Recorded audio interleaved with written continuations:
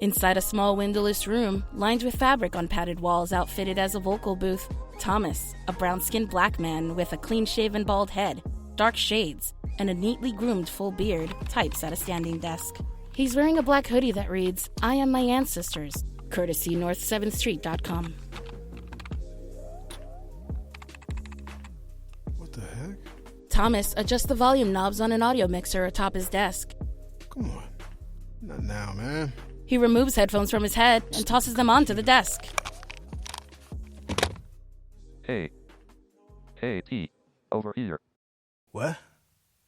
Who's there? Thomas extends his arm out to the side, as if expecting to feel someone there. It's me. Me who? It's me, man. How many people sound like me?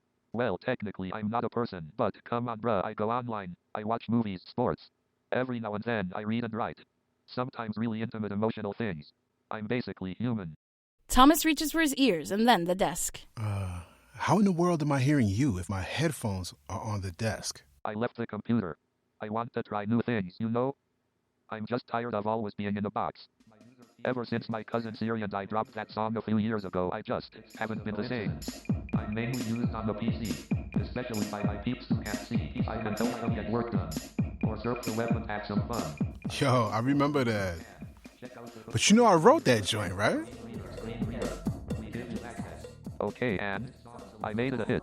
I don't know how you define a hit, but I think your point is that you're more than a synthetic voice for hire. Exactly. You get me. Some of my colleagues are narrating audio description. We're even getting into dubbing. You know, playing characters voiced in different languages. It's time that I go for my dream. Okay, no disrespect, but what your dreams got to do with me? I'm not trying to hear that, see? I got work I need to finish. Well, I have a dream to pursue. You can find other voices to work with. You don't need me. Yo, B, I don't think you realize how important you are. Do you know how many people would be out of work, out of business, and just out of touch without you? Yeah, I could get a different voice, but I specifically chose you. Look, I'm not a dream killer, but how about you and I head downstairs and get something to drink, and let me try to expand your perspective. Okay, but this better be good. Fade to black. Read. My mind. Read. My mind. Hey Siri, read my text messages. You have no new messages. Have you ever tried to read a quick text message without your headphones and someone comments, "How can you understand that thing?" I couldn't do that. That would really get on my nerves. Oh my goodness, that thing is so talkative. I don't even understand how you do that. How do you do this? How do you do that? When first introduced to a screen reader and synthesized speech, it's pretty common to wonder, how in the world am I supposed to work with this?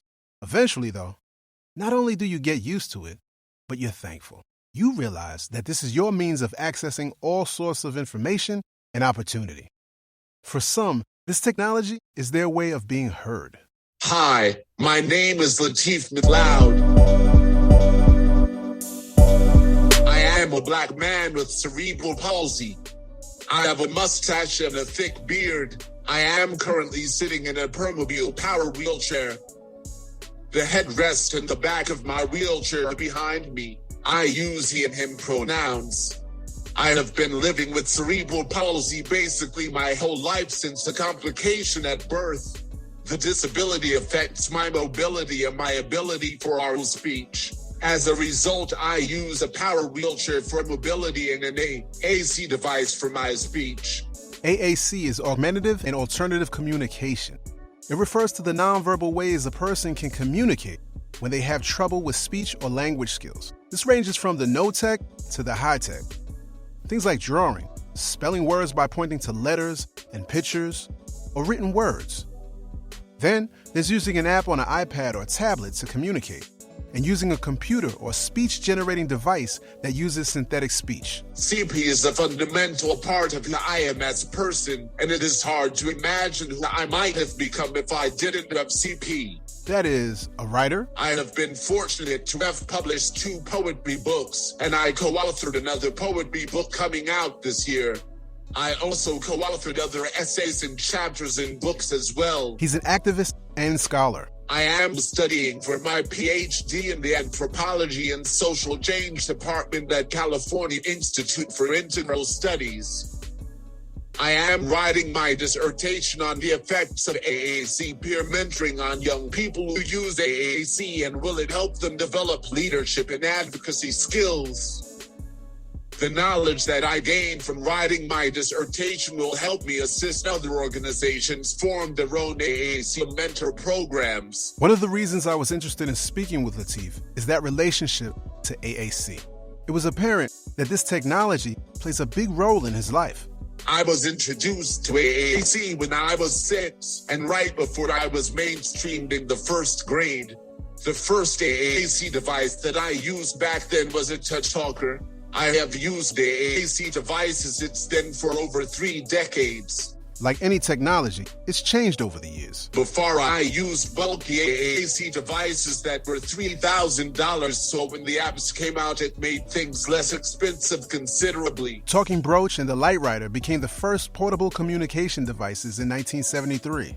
Today, there are multiple AAC apps available for the iPad. Consider the interface as the input side of the technology. The synthetic voice is the output that not only represents the AAC user, but in some ways represents the technology. Ask your average person about AAC, and chances are they bring up Stephen Hawking. Can you hear me? He's the theoretical physicist who made use of a speech-generating device following the loss of speech due to ALS disease. The technology has significantly developed over the years. Today, synthetic speech engines sound more and more like humans from all over the world, even including accents and specific pronunciations. Hello and welcome to my favorite podcast, the one featuring compelling people impacted by all degrees of blindness and disability. It's called Read My Mind Radio, and it's produced by my man, my brother, Thomas Reed. That's R to the EID. I imagine this is especially important for users of AAC as the voice represents them. It's their output. I was curious about Lateef's choices of voices over the years that represent him as a black man. Not many choices at all. I lucked out that the company Acapella made the voice I am using now, named Saul. That is both available on the Reluctance 2 Go and Reluctance for text AAC programs.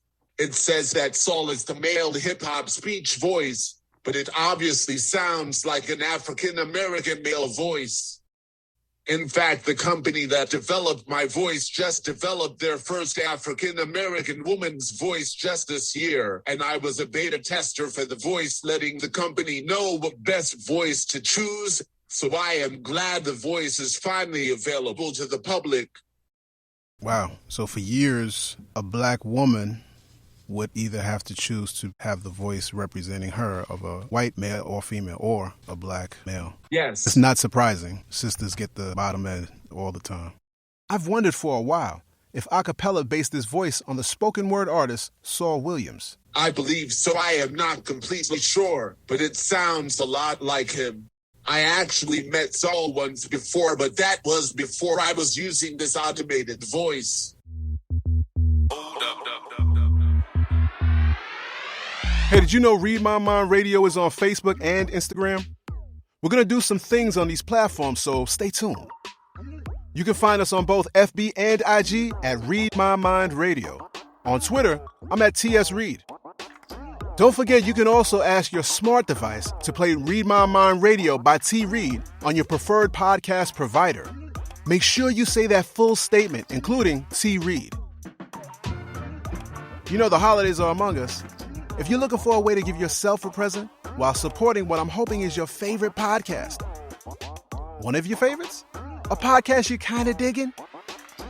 Anyway, go on over to readmymind.com and hit that link that says shop. Purchase a shirt, a hoodie, or any item to show that you're rocking with Read My Mind Radio. Or maybe you want to show your support for Flipping the Script on audio description. Or, of course, young, gifted, black, and disabled. All support is truly appreciated. You can find Read My Mind Radio wherever you get your podcasts. That's the perfect place to follow or subscribe so you don't miss an episode. Tell a friend to do the same. And let them know that we have transcripts and more at readmymind.com. Just make sure you tell them. That's to the E-I-D. D, and that's me in a place to be. Like my last name. Now, back to the episode.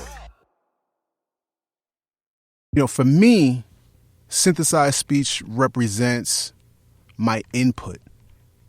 And I'm curious, what is AAC, because that's kind of your output? What does this speech synthesis represent for you? The AAC voice that I use, Saul, is the voice people usually identify as my voice. AAC is really my main mode of communication, and without it, I could not connect to as many people as I do now. So AAC represents the freedom to engage with community on my own terms. Connecting with people through his words. I was first introduced to poetry in middle school in my English classes. I discovered that I enjoyed writing poetry, and I produced some poems that other people really liked. I am blessed that I can do my art and have other people enjoy it as well. Lateef graduated college with a BA in creative writing and an emphasis in poetry. His first book of poetry, A Declaration of a Body of Love, was published in 2010. Yes, in that first book of poems, I talked a lot about how having a disability makes some interactions with our fellow community members interesting, to say the least, because of ableism and lack of knowledge about disability. I go in depth with this topic in my second poetry book as well, because our society is still wrestling with how to treat us with disabilities with respect. That second book, titled Whispers of Crip Love, Shouts of Crip Revolution, was published in 2020.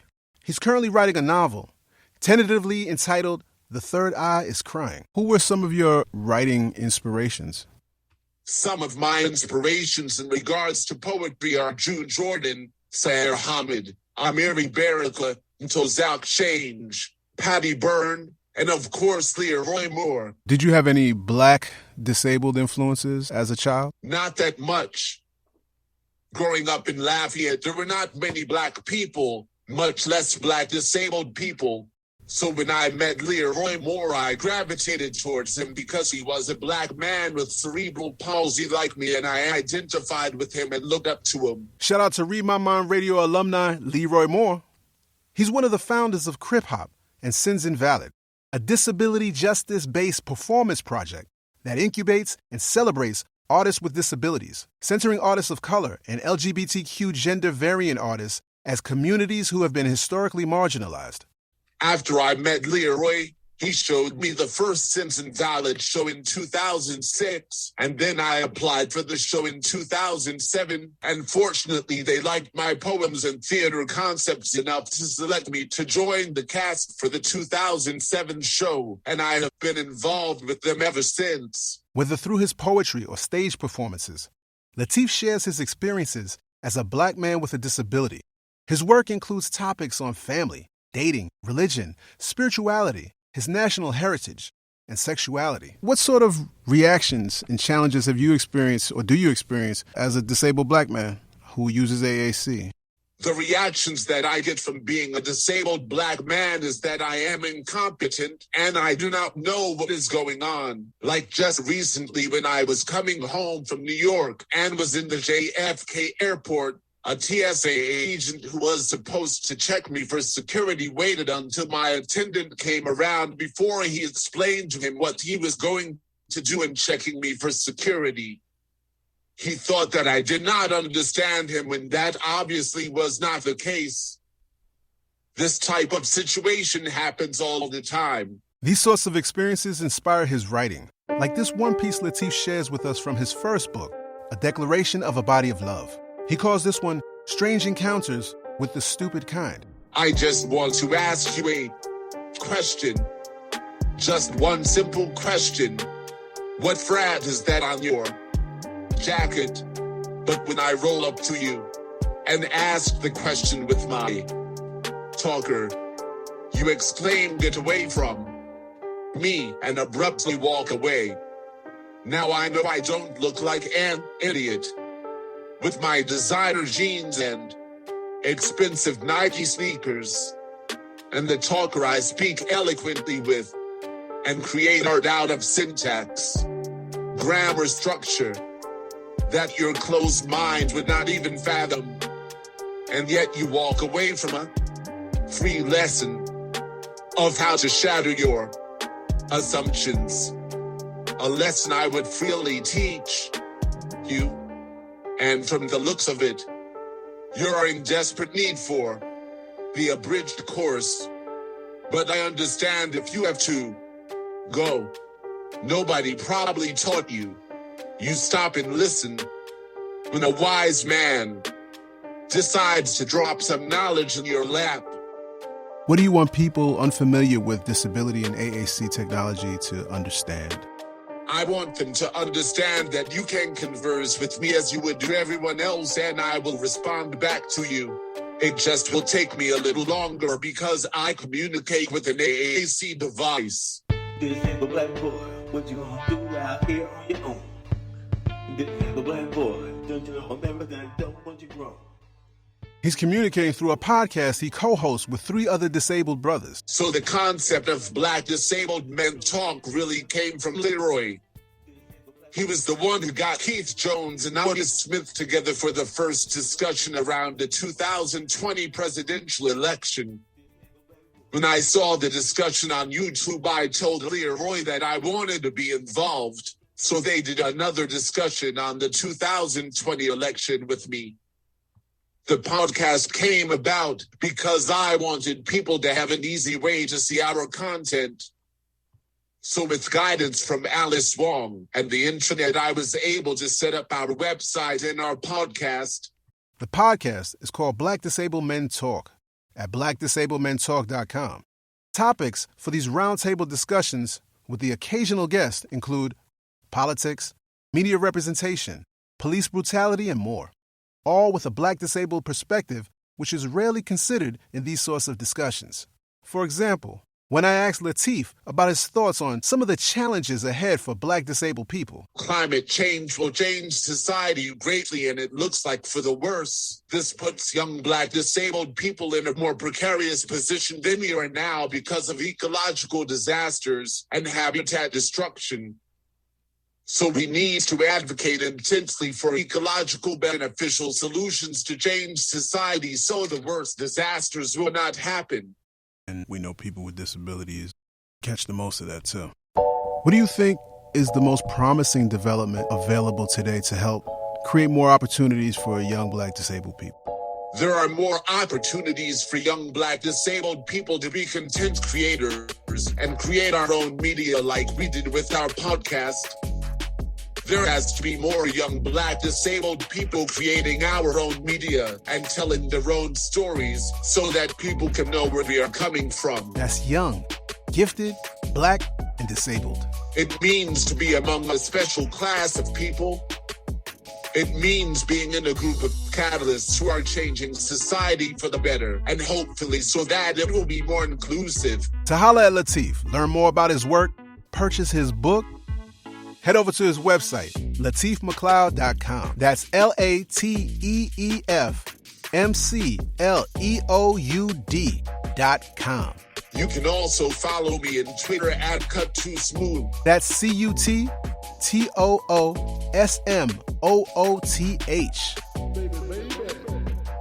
Dude, I just want to let you know, I got something that I always say to people who come on the podcast because it's real. You are official part of the Read My Mind Radio, brother. I really appreciate your time. I want to share you with my audience. So I really appreciate that, man. Our show. Thank you. Yes, sir. One thing I noticed over years of talking to people adjusting to blindness and other disabilities is the reluctance to see themselves as disabled. It's part of my own experience, too. It's understandable. We're not taught about disability, and therefore we learn and perpetuate misinformation. Meanwhile, we have so much in common. Yeah, some of that is negative, like being viewed as different or maybe not being seen at all. But we also learn of the positive things that arise, like the opportunity to create art out of our experiences, or a chance to develop interdependent, meaningful relationships with one another. And yes, even with our technology. No matter where you are in your disability journey, please allow me to encourage you to consider that any reluctance to embrace that assistive technology may be less about the technology and more about the disability. The technology is powerful. It's access to doing the things that you want to do. Perhaps it's time to reconsider how you view your technology, like your magnifier, your screen reader, and yeah, that synthetic voice. Especially if you're currently not pursuing those things that are meaningful to you. In here, man.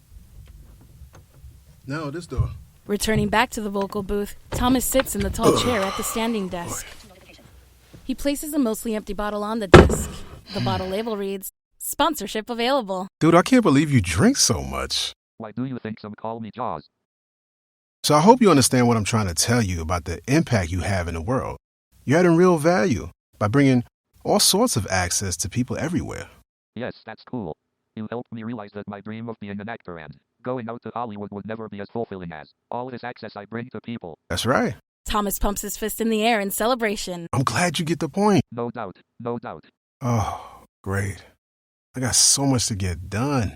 So you ready to jump back into that computer? Like you jumped out? Nah, son. I didn't say that. But you just said you realize becoming an actor is a silly idea. Yeah, it is. I think I can better serve the community as a director. Looking rejected, Thomas rests his head on his hand. Fade to black. Audio description written by Thomas Reed, voiced by Nefertiti Matos Olivares. Peace.